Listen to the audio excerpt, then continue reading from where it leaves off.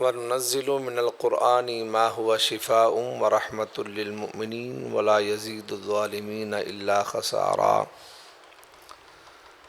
تمامی احباب بلند آواز سے پڑھ لیں الصلاۃ والسلام علیک یا سیدی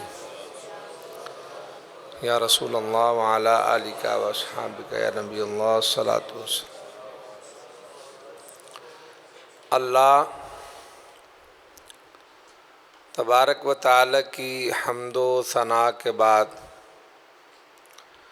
اس کے لاڈلے پیارے حبیب احمد مجتبیٰ نیر تاباں مہر درخشاں راحت قلوب عاشقانی سے دل شکستگاں خاتم النبیین سیدنا و مولانا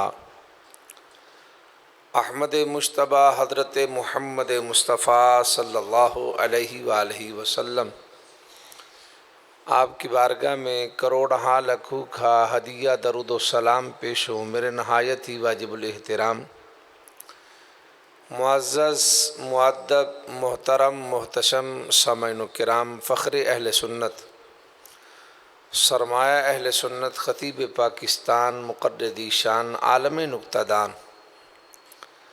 بڑے محبی فی اللہ اور ہماری عقیدتوں محبتوں کا مرکز زینت بزم علماء اہل سنت میری مراد حضرت علامہ مولانا قاری محمد سردار احمد صاحب امام جامع مسجد ہادہ، اللہ تعالیٰ ان کی عمر میں صحت میں علم میں حلم میں اللہ برکتیں عطا فرمائے۔ زیادہ لمبا چوڑا آواز نہیں، میں صرف اور صرف نکلتا ہوں نماز فجر سے پہلے۔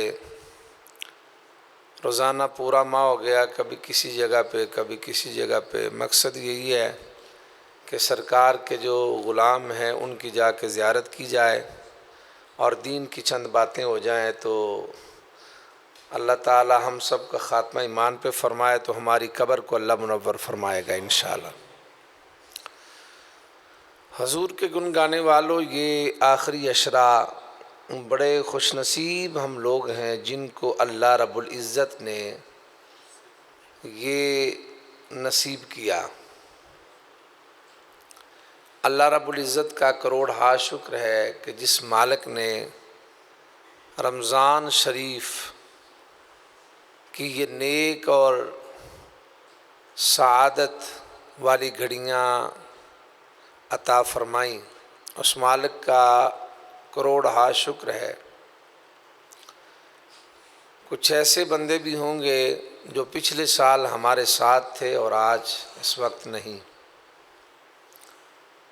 اللہ تعالیٰ ان کی بخشش فرمائے۔ خصوصاً اس مسجد کے نمازی بٹ صاحب، اللہ تعالیٰ کروٹ کروٹ انہیں جنت عطا فرمائے۔ وہ ماشاءاللہ حضور کے صدقے سے انشاءاللہ جنتی ہیں، ان کے اعمال ہی جنتیوں والے تھے، اللہ تعالیٰ مہربانی فرمائے۔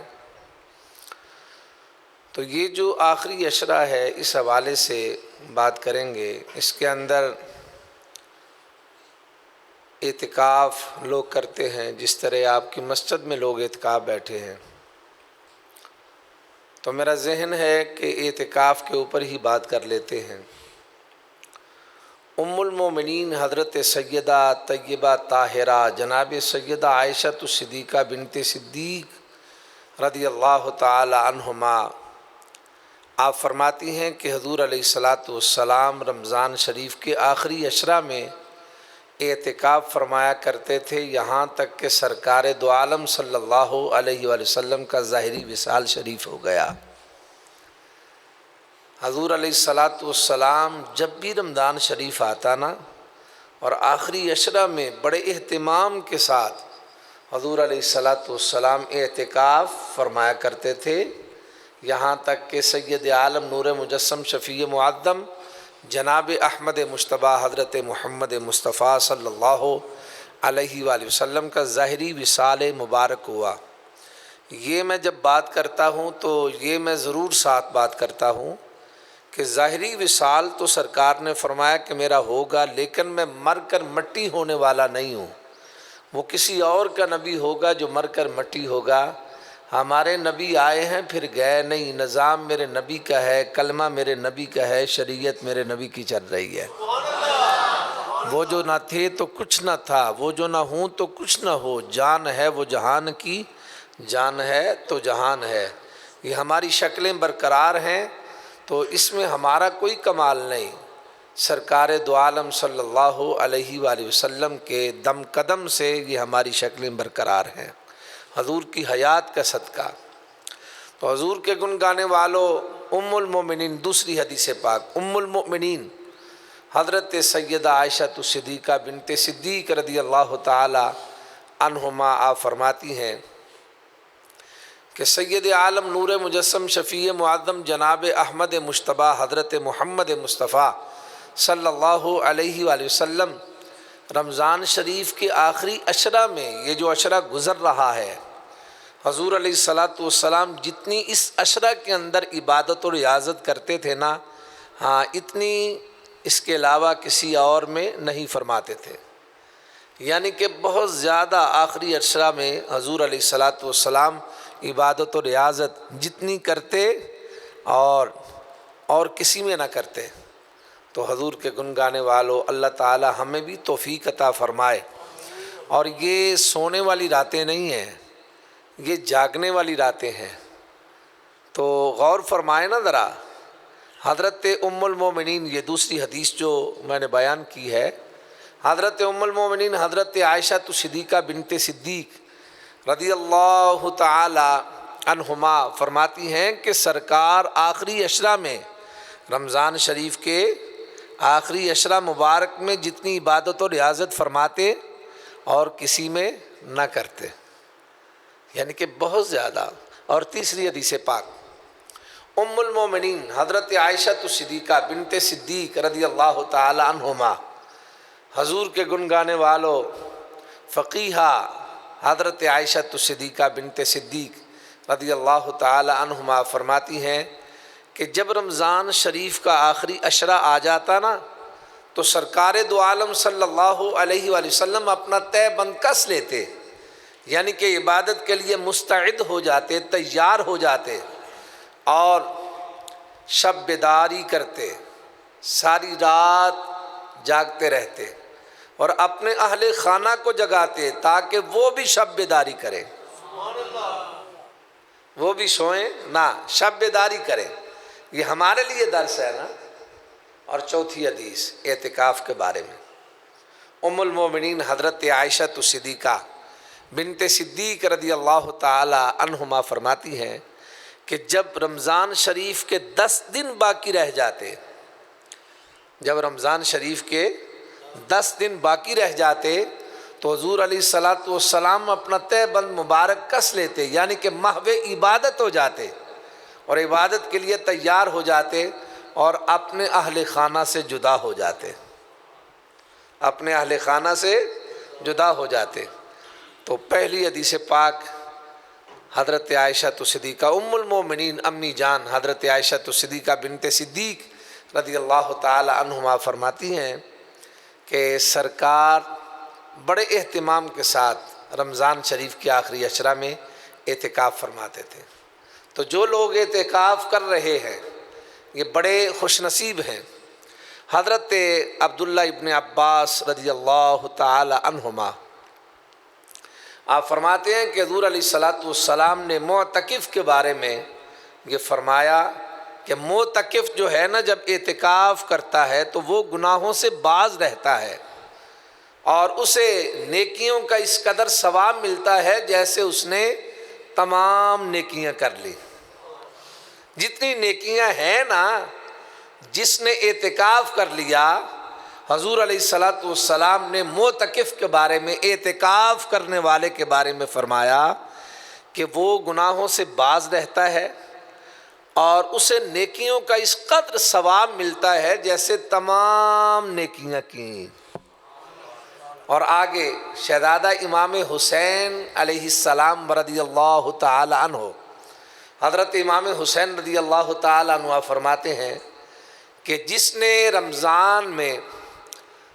رمضان شریف میں 10 دنوں کا اعتکاف کر لیا، جس شخص نے رمضان میں 10 دنوں کا اعتکاف کر لیا تو وہ ایسا ہے جیسے اس نے 2 حج اور 2 عمرے کر لیے، جیسے 2 حج اور 2 زمین شک ہو سکتی ہے، آسمان گر سکتا ہے، جو بات حسنین کے نانا زہرا کے بابا کی زبان سے نکل آیا ہے وہ خطا نہیں ہو سکتی، جو بات حضور کی زبان سے نکل آئی وہ بات خطا نہیں۔ سرکار دو عالم صلی اللہ علیہ وآلہ وسلم نے فرمایا کہ جس نے اعتکاف کیا رمضان کے 10 دنوں میں، شہزادہ امام حسین علیہ السلام آپ نے فرمایا کہ جس نے اعتکاف کیا رمضان کے 10 دنوں میں تو وہ ایسا ہے جیسے اس نے 2 حج اور 2 عمرے کر لیے۔ اور جو عورت ہے، عورت گھر میں یہ اعتکاف کرے تو افضل ہے، عورت کے لیے گھر میں اعتکاف کرنا افضل ہے۔ مسجد میں مکروہ ہے، مسجد میں عورت اعتکاف نہیں کر سکتی، مکروہ ہے۔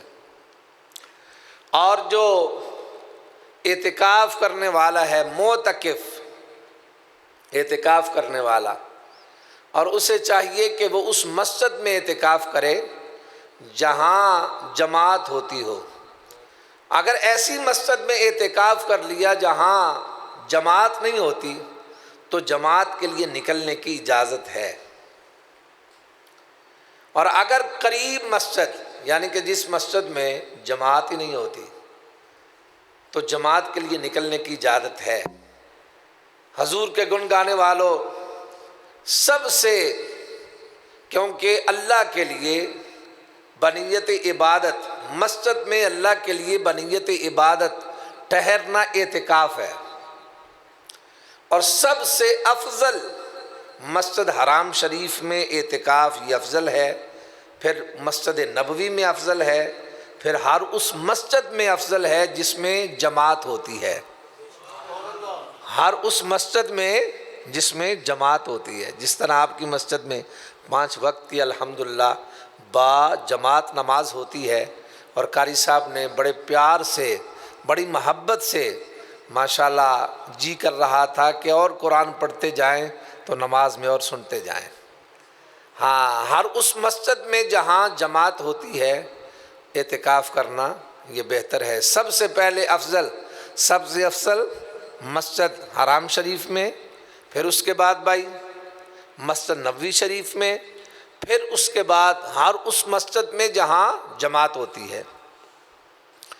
اور اعتکاف جو کرنے والا ہے ایسی مسجد میں اعتکاف کر لیا جہاں جماعت نہیں ہوتی تو جماعت کے لیے نکلنے کی اجازت ہے۔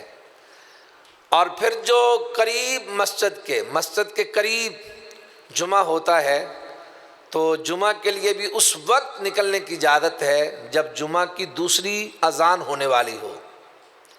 جب جمعہ کی دوسری اذان ہونے والی ہو تو وہ جا کے سنتیں پڑھے، اتنا وقت لے کے جائے، زیادہ پہلے نہ جائے۔ اور معتکف جو ہے نا اعتکاف کرنے والا، اس کے لیے روزہ شرط ہے۔ اعتکاف اگر بندہ بیٹھ گیا روزہ نہیں رکھا تو اس کا اعتکاف ٹوٹ جائے گا، اعتکاف جاتا رہے گا۔ اعتکاف کرنے والے کے لیے جو معتکف ہے اعتکاف کرنے والا، روزہ کے بغیر اعتکاف نہیں، روزہ ضروری ہے۔ اور حضور کے گن گانے والوں افضل یہ ہے کہ جس مسجد میں جماعت ہوتی ہو اس مسجد میں اعتکاف کرے۔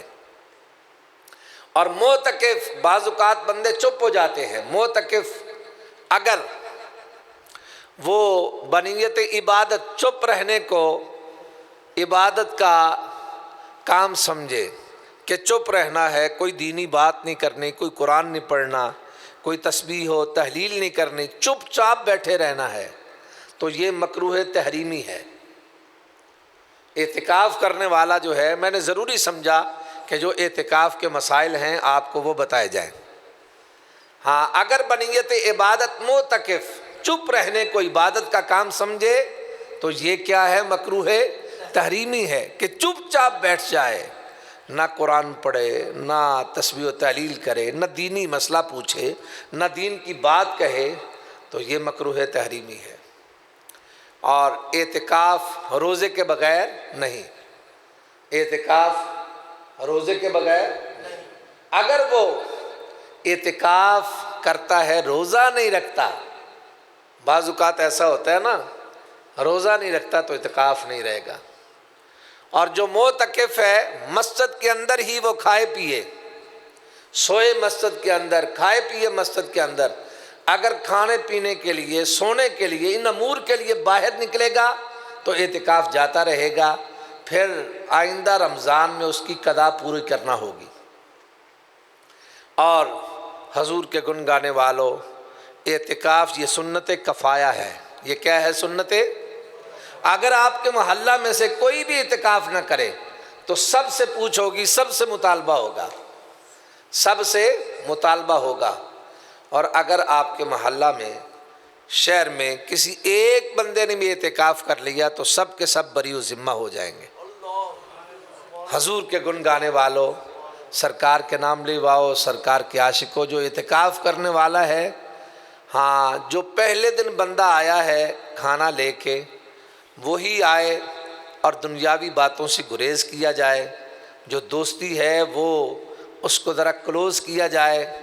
اعتکاف کا معنی یہ ہے کہ مسجد میں جب آپ آ جاتے ہیں، ٹھہر جاتے ہیں، تو آپ کا دنیا سے رابطہ کٹ گیا ہے، خدا سے جڑ گیا ہے۔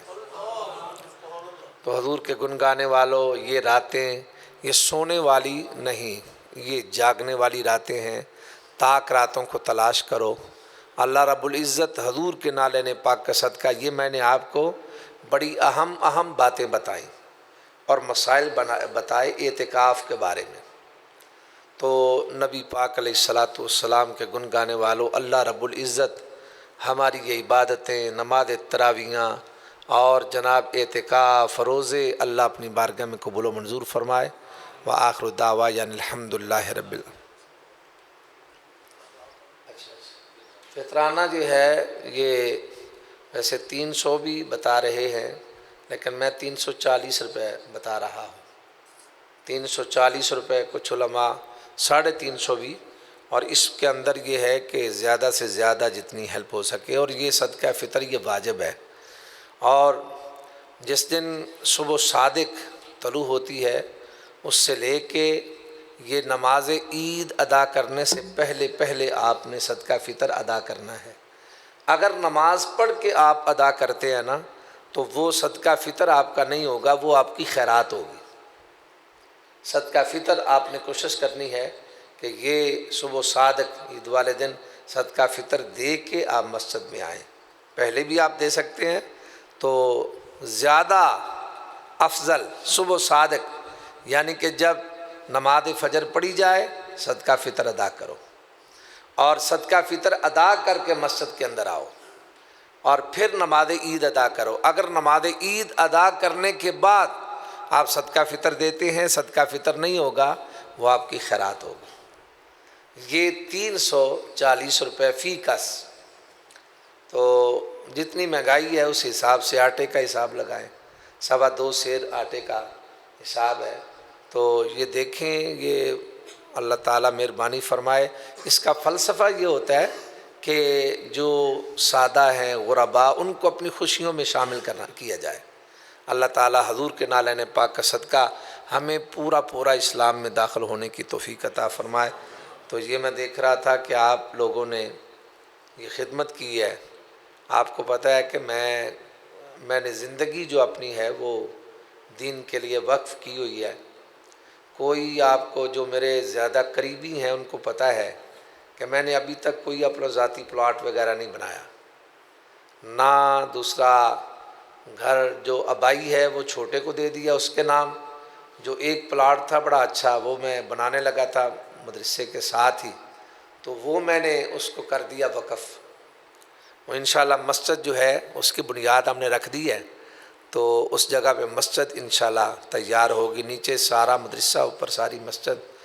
تو یہ میرے پاس الحمدللہ 200 بچہ ہے، 100 بچہ پڑھ کے چلا جاتا ہے، 100 کے قریب رہائش پذیر ہے، اور 33 یتیم بچے ہیں میرے پاس۔ 33 یتیم بچے، ایسے بھی بچے ہیں یقین جانے جن کے والدین نہیں، اور میں جتنے باہر سے پیسے لاتا ہوں نا، بڑے پیسے لاتا ہوں باہر سے، جب تقریروں پہ ہر ماہ جو دوسرا میری رسید بنتی ہے نا، کٹتی ہے، وہ تقریباً 3.5 لاکھ پونے 4 لاکھ جو باہر سے لوگ مجھے بلاتے ہیں تقریروں پہ، جو پیسے لوگ مجھے دیتے ہیں، وہ پیسے میں گھر نہیں لے کے جاتا، وہ سارے کے سارے مدرسے کے اندر، تاکہ پیسہ سنیوں کا ہے تو سنیت پہ خرچ ہو، یہ بچے تیار ہوں، قحط الرجال ہے، ہاں زیادہ سے زیادہ ہمارے بچے تیار ہوں اور دین کا کام کریں۔ یہ ایک مشن لے کے ہر ماہ آپ کبھی تشریف لائیں، میں آپ کو چیک کرواؤں۔ جانا تو ہے بھائی، اپنے لیے تو سارے جیتے ہیں، جینا وہ جو اوروں کے لیے بندہ جیے۔ یہ آپ نے میری خدمت کی، روزانہ لوگ کرتے ہیں، تو حضور کے گن گانے والوں، یہ مجھے اختیار ہے۔ یہ ہمارے مدرسہ کے اندر قرآن پاک جو ہے وہ نہیں، تو یہ قرآن پاک جو ہیں یہ آپ کے پیسوں کے قرآن پاک آئیں گے، اور آپ کو فائدہ ہوگا نا، جتنی دیر تک وہ قرآن بچے پڑھتے رہیں گے فائدہ ہوگا۔ اگر بھی کوئی آپ، یہ دعوت عام ہے، تو اپنے والد کے لیے، والدہ کے لیے ایک ایک قرآن پاک، جتنی دیر تک یہ بچے قرآن پڑھتے رہیں گے، وہ بھائی یہی ہمارا کام ہے۔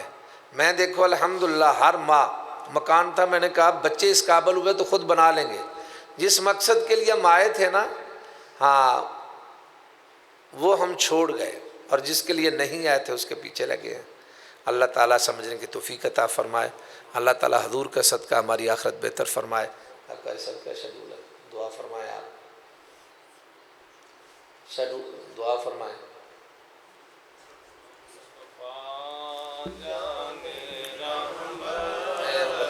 لاکھوں سلام شمائے